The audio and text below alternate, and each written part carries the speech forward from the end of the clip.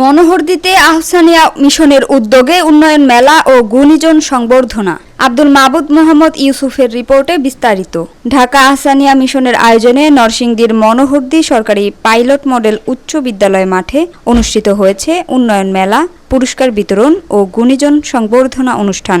সমাজ উন্নয়ন, পারিবারিক মূল্যবোধ, প্রবীণ সম্মাননা ও তরুণদের উদ্দীপনা জাগানো এই আয়োজনটি সকল মহলে প্রশংসিত হয়।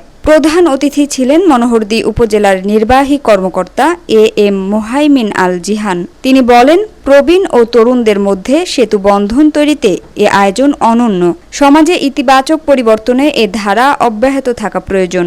বিশেষ অতিথি ছিলেন ডিএফইডির প্রধান নির্বাহী কর্মকর্তা এম ফরহাদ। সভাপতিত্ব করেন বিদ্যালয়ের প্রধান শিক্ষক মুস্তফা জুয়েল। অনুষ্ঠানে কাচিকাটা ইউনিয়নের 5 জন আদর্শ প্রবীণ, 5 জন শ্রেষ্ঠ সন্তান ও মনোহরদীর 5 উদীয়মান যুবককে সম্মাননা ক্রেস্ট প্রদান করা হয়। শ্রেষ্ঠ যুবক মোহাইমিনুল ইসলাম শুভ বলেন, এই সম্মাননা আমি দেশের সকল তরুণদের উৎসর্গ করছি।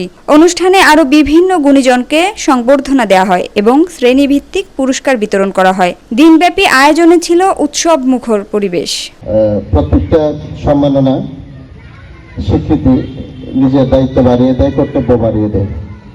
আমাদেরকে কি বিশেষ কারণে এতটুকু সম্মানিত করেছেন আমরা সেটি অনুভব করতে পারি না। যেটুকু অনুভব করি সেটা হলো আমরা সবসময় ভালো কাজের সাথে, সত্যের সাথে এবং ন্যায় সুন্দরের সাথে থাকার চেষ্টা করি। আজকে যারা এই অনুষ্ঠানটি আয়োজন করেছে আমরা তাদেরকে যতটুকু চিনি বা তাদের সম্পর্কে আমাদের যে ধারণা সেটি হলো তারা বিভিন্ন এনজিও প্রোগ্রামের সাথে সম্পৃক্ত। অথচ আমরা এনজিও সম্পর্কে যে আমাদের নেগেটিভ যে ধারণাগুলি সেই ধারণা পাল্টে দিয়ে তারা আজকে একটি নতুন ধারণা জন্মিয়ে আমাদের হৃদয়ে সৃষ্টি করেছেন। কারণ যে তারা শুধু অর্থনৈতিক কার্যক্রমটি পরিচালনা করেন না, তারা সামাজিক কার্যক্রম পরিচালনা করেন।